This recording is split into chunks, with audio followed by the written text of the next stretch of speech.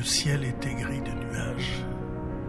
Il y passait des oies sauvages qui criaient la mort au passage, au-dessus des maisons, des quais. Leur chant triste entrait dans mon être et je croyais y reconnaître du Rainer Maria Rilke.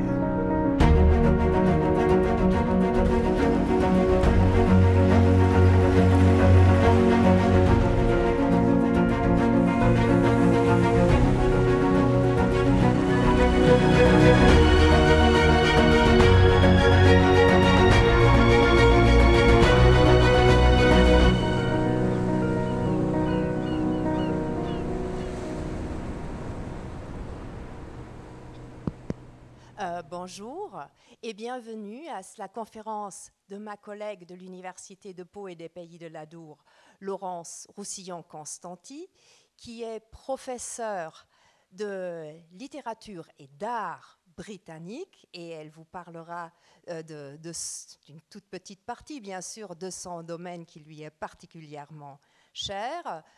Mon nom est Caroline Fischer, je vais tout de suite disparaître. J'étais juste ici pour l'annoncer et pour dire le plaisir que moi et mes collègues de l'Université de Pau et des Pays de l'Adour avons depuis 10 ans d'être partenaires de cette belle manifestation que sont les idées mènent le monde.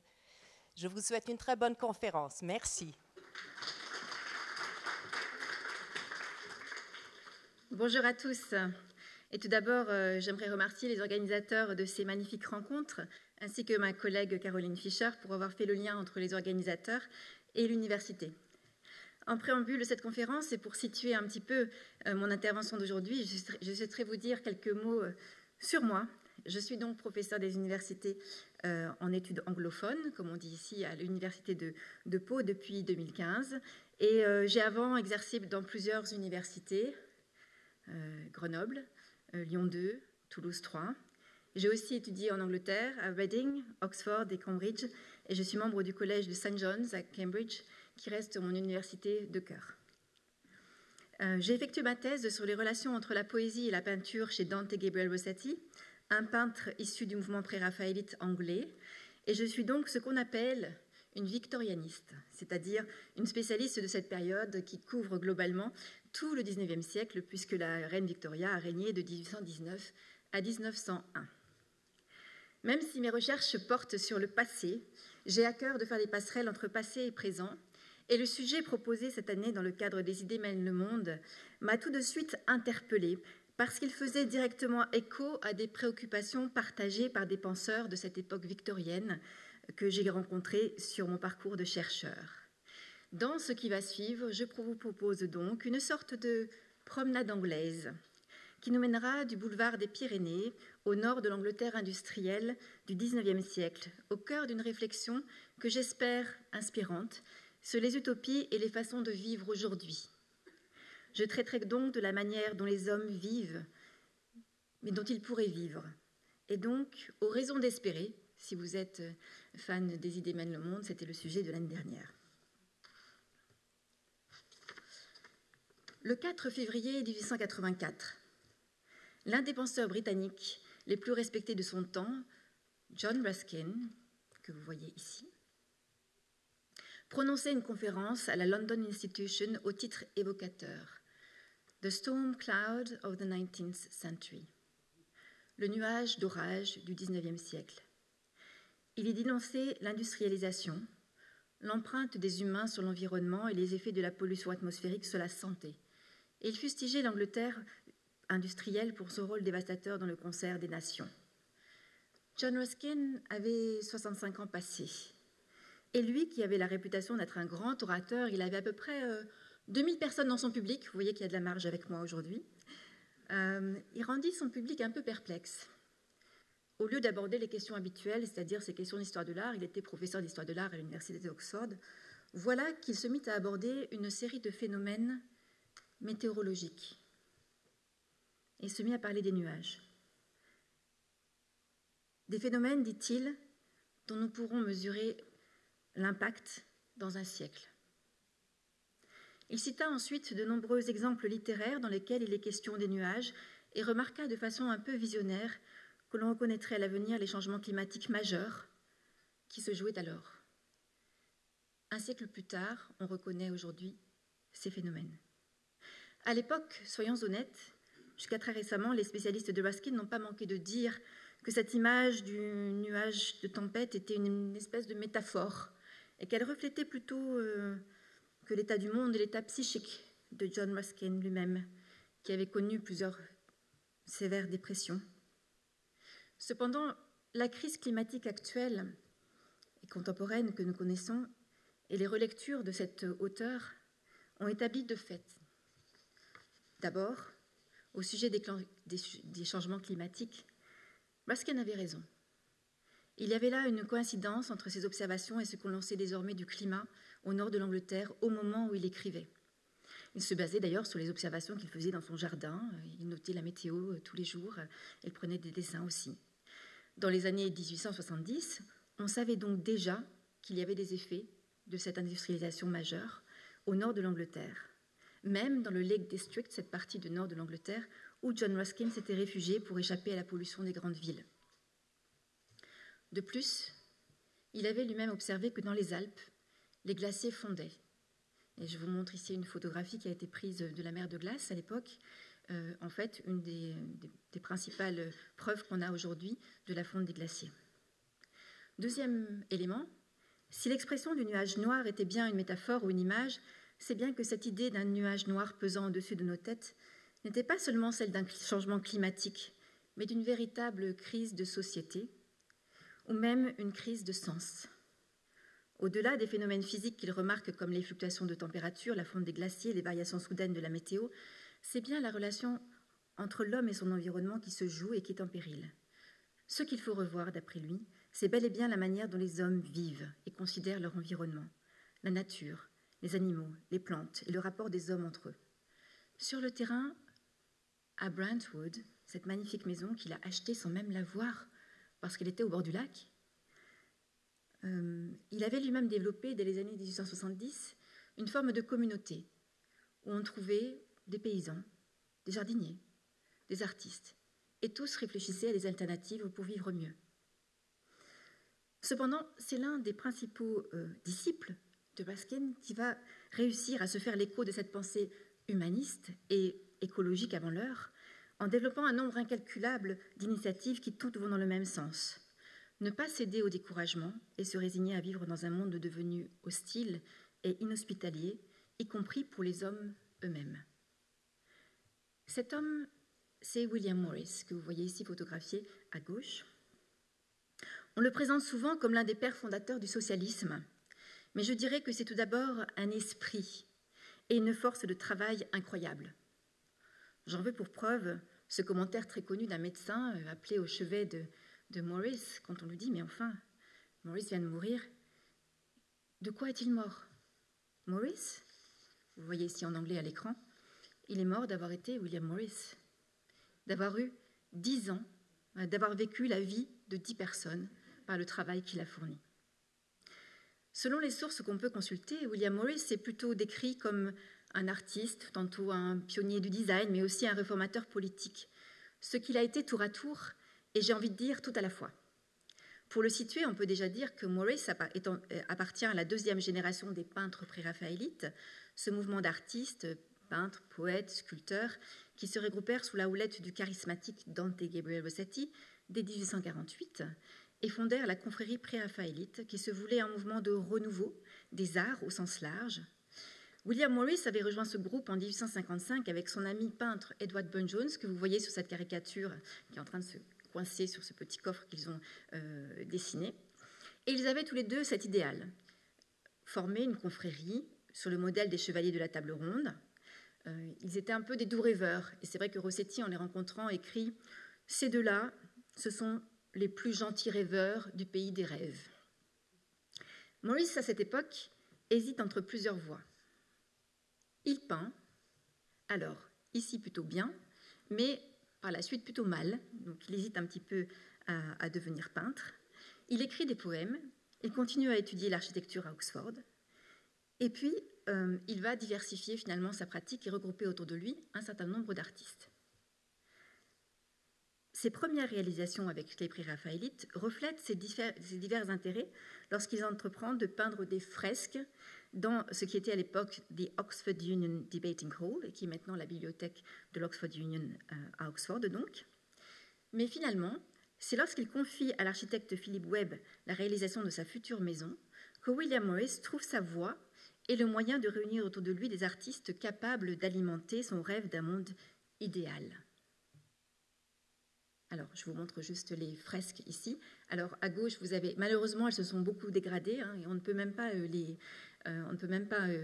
y apporter des rénovations puisque finalement, tout serait mis en péril. Donc, elles sont conservées telles quelles. Vous avez sur votre gauche celle de William Morris et sur la droite, vous avez celle de Dante Gabriel Rossetti. Voici donc cette Red House. William Morris confie à l'architecte Philip Webb cette Red House. C'est une maison qui se situe désormais dans la banlieue de Londres. Hein. À l'époque, c'était Bexley Heath, ce n'était pas du tout à Londres à l'époque, c'était dans la campagne, bien loin de la pollution londonienne. Aujourd'hui, on la considère comme le symbole du mouvement Arts and Crafts, puisqu'elle réunit les principes que John Ruskin et William Morris voulaient suivre non seulement en matière de décoration ou d'architecture, mais en termes d'harmonie de vie, en réponse à la laideur des temps. En effet, à l'exposition universelle de Londres de 1851, William Morris avait été surpris par la laideur des objets présentés. Selon lui, la révolution industrielle, en standardisant la fabrication des objets, avait mis en avant la notion de profit, au détriment de l'esthétique et de la qualité du produit. L'exposition universelle de 1851 marque en effet un point de départ. L'Angleterre s'expose alors comme le grand pays de la production industrielle. Pour ces jeunes artistes, l'éclectisme des productions exposées, des conditions d'existence que ces pacotilles imposent au monde, c'est une catastrophe. Et ils perçoivent l'événement comme le reflet du tumulte insensible de leur présent. Ils ont l'intuition du rapport inextricable qui lie l'économie industrielle capitaliste et les conditions de vie qu'elle inflige aux vivants.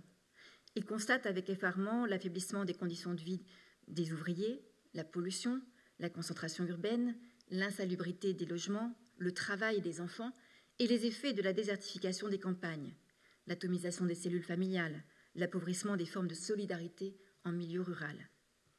Face à cette grande marche du progrès et des valeurs capitalistes que sous-entendait promouvoir l'exposition universelle, William Morris et le groupe d'artistes dont il fait partie souhaitent au contraire montrer que tout dans la maison, l'architecture, le mobilier, mais aussi la décoration, se doit de refléter une forme d'éthique liée à une esthétique de forme. Cela commence par l'extérieur. Le nom de Red House provient de l'utilisation de cette brique rouge qui, pour la première fois, devint une sorte de structure organique. C'est la disposition des pièces qui implique la structure de la façade, et on parle ainsi d'une vérité structurelle. Et les architectes connaissent bien maintenant cette notion. Cela se poursuit à l'intérieur. Ici, vous voyez des motifs floraux qui ont été dessinés par William Morris lui-même. C'est assez émouvant parce que finalement, il a fallu attendre 2013 pour voir ces fresques, puisqu'elles étaient cachées sous des lambris. Le propriétaire n'aimait pas, donc il avait recouvert ça. Heureusement pour nous, puisqu'aujourd'hui, on a pu voir ces magnifiques dessins. Je ne sais pas si vous pouvez lire l'expression, mais il est écrit « Qui bien aime, tard oublie ». C'est un proverbe français, souvent utilisé à l'occasion de la Saint-Valentin, à l'époque en Angleterre. Ce proverbe signifie en substance « On n'oublie jamais le véritable amour ». Je vous laisse juger de la vérité du proverbe. Mais en tout cas, on peut se dire que faire figurer ce proverbe sur les murs de sa maison en dit long, non seulement sur le goût de William Morris pour tout ce qui est médiéval, hein, c'est un proverbe qu'on trouve chez Chaucer, qui est un auteur médiéval très à la mode au XIXe siècle, mais aussi sur le caractère romantique de l'artiste.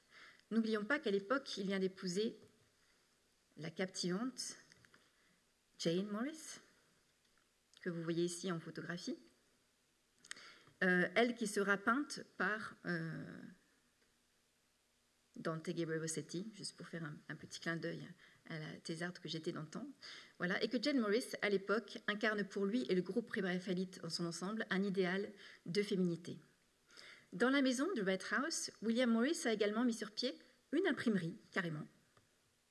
voici, la Kelmscott Press, où il reproduit des manuscrits médiévaux, mais aussi des titres, puisqu'il a publié 54 livres sur cette presse, qui étaient les livres de lui.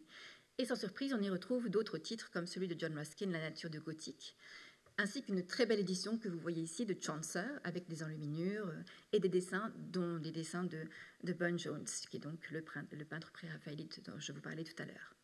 La réalisation de la Red House, c'est donc un idéal, mais c'est aussi un creuset d'idées, puisque c'est là que le rêve de William Morris devient concret, lorsqu'il fonde son entreprise. La firme Morris, Marshall, Faulkner & Co. est créée en 1861 avec l'aide de plusieurs de ses comparses, dont Rossetti et Philip Webb. Cette marque acquiert rapidement une excellente réputation pour la fabrication. Alors je vous montre ici l'intérieur de la Red House. Je vais essayer de ne pas aller trop vite.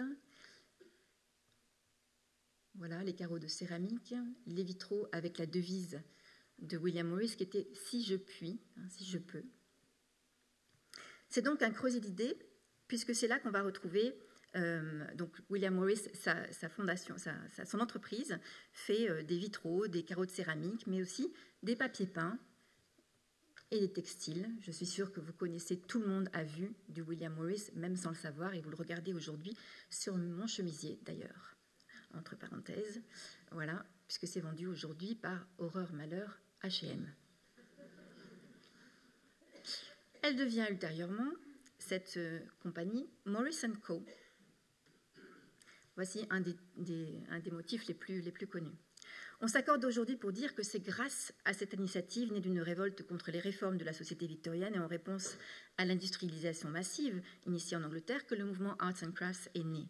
Comme je l'ai dit tout à l'heure, il y avait eu avant William Morris plusieurs penseurs qui avaient déjà parlé de cette idée-là, mais c'est celui qui finalement a réussi de faire son rêve quelque chose de concret en lançant ce mouvement et en faisant connaître les intuitions du collectif, notamment par un cycle de conférences qu'il a initié dans la seconde partie de sa vie. Parmi elles, il y a donc ce fameux manifeste qui s'appelle « Comment nous vivons et comment nous pourrions vivre » que j'aimerais maintenant évoquer parce qu'il me semble non seulement remarquable en ce qu'il illustre les préceptes suivis par William Morris, mais aussi parce qu'il dépeint son époque de manière lucide et incisive, tout en indiquant comment les choses pourraient changer si l'on faisait l'effort de repenser notre façon d'habiter le monde. J'aurai très peu de temps, et je vois que là le temps défile très très vite, de vous parler évidemment en détail de cette conférence, mais je propose d'en résumer les principaux points et de voir en quoi son texte nous parle aujourd'hui. L'entrée en matière de William Morris est assez frappante, pour ne pas dire choquante, puisqu'il commence sa conférence, donc il est censé parler de l'économie, et il dit « je vais vous parler de la guerre ». Il dit « la vraie guerre, non, mais l'autre guerre, le commerce, la guerre commerciale ». Ce qu'il décrit, ce sont les ravages du commerce et la croissance économique galopante et la perte de contrôle des marchés. Il dénonce aussi les relations entre les États et les rivalités d'empire. Tel est le type de relation que nous avons aujourd'hui avec les nations étrangères, dit-il. Nous sommes prêts, écoutez bien ça, il écrit ça au XIXe siècle, nous sommes prêts à les ruiner, si possible sans guerre, par la guerre, si nécessaire. Voilà. Il s'attelle à démontrer comment les règles du capitalisme ont détruit les savoir-faire ancestraux et imposé une concurrence qui prend en otage tout le monde, les consommateurs comme les producteurs. Souvenez-vous, dit-il, que pris dans leur ensemble, les consommateurs sont totalement désarmés vis-à-vis des spéculateurs. Avec les prix réduits, on leur impose les produits et avec les produits, un mode de vie que détermine pour le consommateur cette stratégie énergique et agressive de prix bas. Car la malédiction de la guerre commerciale est si répandue que ses ravages n'épargnent aucun pays. Au lieu de cette situation qui réduit tout le monde à une forme d'esclavage et à un travail mal régulé, Morris propose de revoir notre rapport au monde en créant non pas un rapport de domination entre l'homme et la nature, le travail et le patron, etc., mais de repenser notre monde en fonction d'une coopération entre tous. Cesser de craindre nos semblables pour apprendre à leur faire confiance, nous débarrasser de la concurrence pour bâtir la coopération, voilà, dit-il, notre suprême obligation. Cette nouvelle donne passe, d'après lui, par une question simple. De quoi ai-je besoin pour vivre ? Je pense que chacun d'entre nous peut se poser la question aujourd'hui, au moment du Black Friday, qui nous incite toujours à acheter plus des choses dont on n'a en général pas besoin, à l'approche de Noël, où l'on tombe dans le chosisme, cette accumulation de choses qui vont finir dans un placard. De quoi ai-je besoin? La réponse de William Morris est simple. La santé, l'éducation, des conditions de travail décentes, le partage des richesses et de vivre dans un monde harmonieux. Voilà ce qu'il écrit. Premièrement, un corps sain. Deuxièmement, un esprit actif, ouvert au passé, au présent, au futur. Et enfin, le droit de vivre dans un monde de beauté. Je n'aurai évidemment pas le temps de vous parler de la santé ou du travail, et je dois vous dire ici qu'il y a beaucoup de spécialistes et de penseurs politiques qui se sont appropriés cette pensée et qui se sont emparés de cette pensée qui est devenue, pour certains, une pensée marxiste, pour d'autres, une pensée socialiste, en tout cas une pensée dangereuse. Mais sur les deux aspects soulignés par Morris, j'aimerais qu'on revienne, c'est-à-dire le droit à l'éducation et à la culture, ainsi que le lien entre éthique et esthétique. Autrement dit, là, on retrouve les leçons de ce que William Morris a mis en œuvre dans sa maison de Red House, puis à Kelmscott Manor, une maison qu'il partageait avec Dante Gabriel Rossetti. Regardons donc ces deux points, le droit de vivre dans un monde de beauté et le droit à l'éducation. Comme on l'a vu, l'Arts and Crafts est l'un des premiers mouvements occidentaux à penser le rapprochement et la fusion entre les beaux-arts et les arts appliqués, ce qui remet en question les hiérarchies académiques traditionnelles.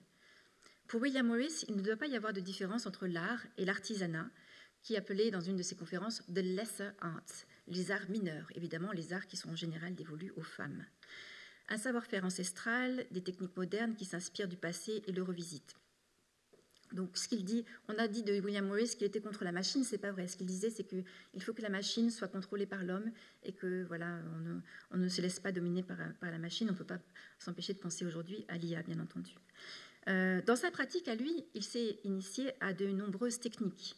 La peinture à l'huile, la fresque, la calligraphie, l'enluminure, la reliure, clin d'œil aux relieurs de la salle, la broderie, la tapisserie, la teinture.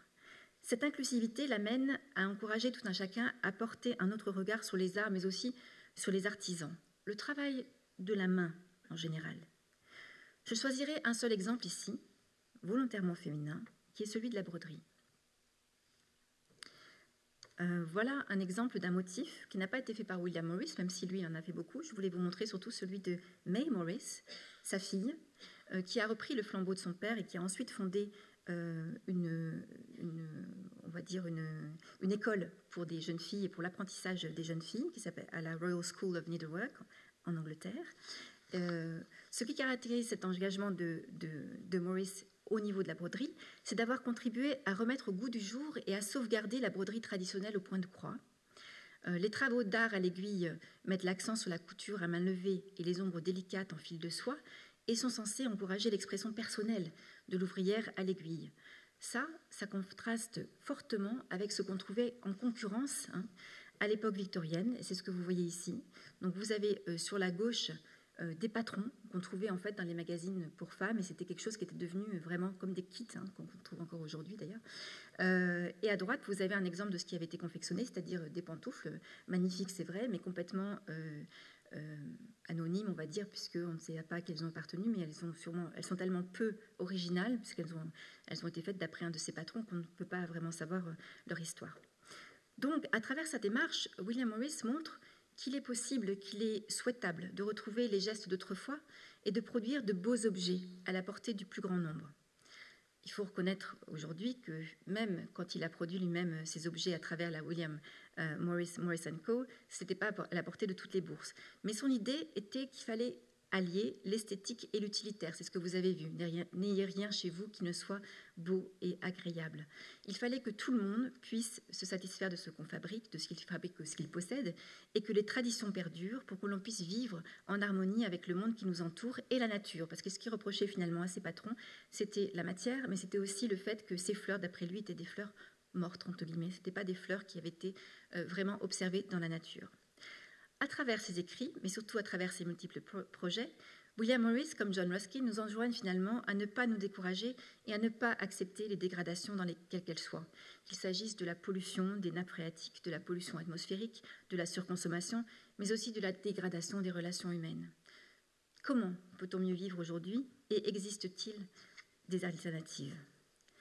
Chacun d'entre nous a sans doute une petite idée des moyens de préserver ce qui nous est nécessaire pour vivre ensemble. Mais au moment de conclure, j'aimerais ici mentionner deux exemples récents de cet héritage de la pensée de William Morris et de John Ruskin. D'abord, j'aimerais partager avec vous cette expérience que j'ai eue fin octobre, en étant en déplacement avec mon université à l'université de Brașov, en Transylvanie, pour une semaine d'enseignement intensif.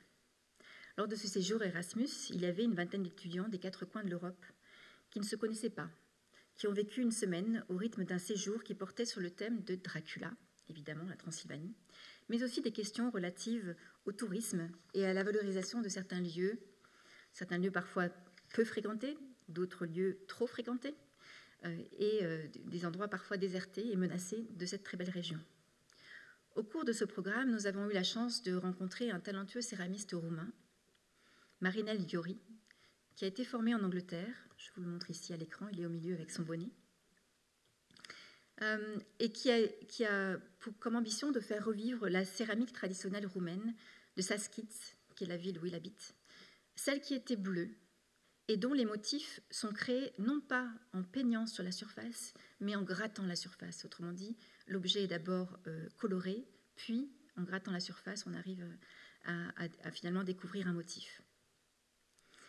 Nous avons donc assisté à cet atelier et j'ai eu comme un flash à ce moment-là. J'ai repensé à William Morris et à ses céramiques, puisqu'il avait fait aussi de la céramique, et je me suis dit que voir des jeunes étudiants de 20 ans, 25 ans, assister à cet atelier, comprendre l'intérêt de cette nouvelle technique, la nécessité de préserver cet artisanat séculaire au sein de la communauté,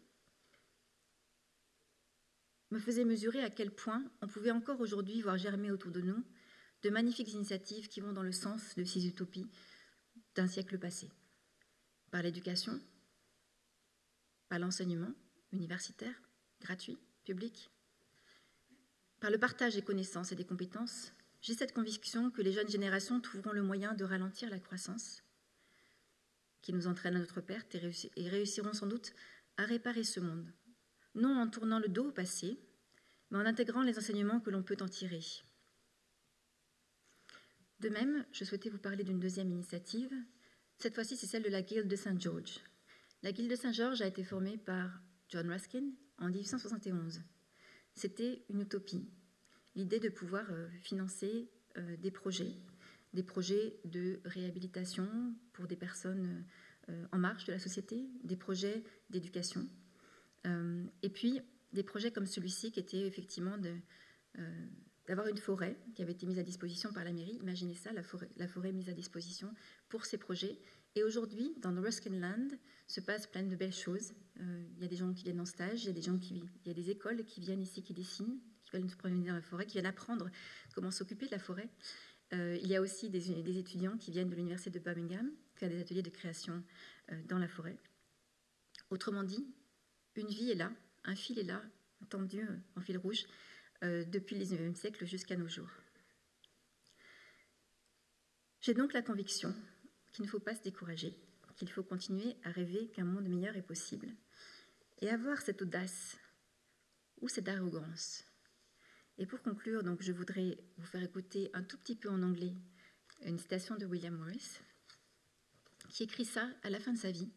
« With the arrogance of youth, I determined to do less, no less than to transform the world with beauty. If I have succeeded in some small way, if only in one small corner of the world, amongst the men and women I love, then I shall count myself blessed, and blessed, and blessed. And the work goes on. » Ce qui se traduit par « Avec l'arrogance de la jeunesse, j'avais résolu, non, rien de moins que de changer, transformer le monde par la beauté. Si j'y suis parvenue, ne serait-ce que dans un petit coin du monde, parmi les hommes et les femmes que j'aime, alors je me considérais béni ou chanceux, et il faut continuer le travail. » Je nous souhaite aujourd'hui de pouvoir tous ajouter notre pierre à l'édifice, non pas avec arrogance, mais modestement faire ce que l'on peut, à son échelle. Voilà l'espoir que l'on vive mieux ensemble, même dans un monde plus sombre, pour que le rêve de William Morris, John Ruskin et toutes ces âmes philanthropes survivent et que la tapisserie fleurie nous renvoie et nous ramène aux vraies fleurs, celles qui disparaissent de nos campagnes et de nos montagnes, avec ces autres artisans de vie que sont les bourdons, pollinisateurs, les ambassadeurs de la biodiversité et de cette très belle nature. Je vous remercie pour votre attention.